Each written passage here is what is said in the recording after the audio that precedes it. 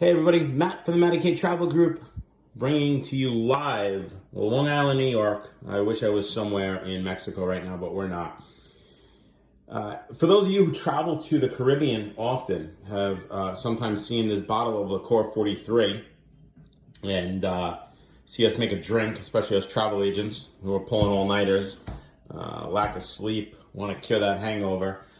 Better known as a Carajillo, and I'm probably botching how to say that. But here we are. It's been one of those days. Need to make one. I can tell you that I am definitely not doing anything scientific in the part of how much. But you add some Liqueur 43. It's supposed to be like one shot. That's probably closer to 5 or 6. Over here is my Nespresso machine. I already made a shot of espresso.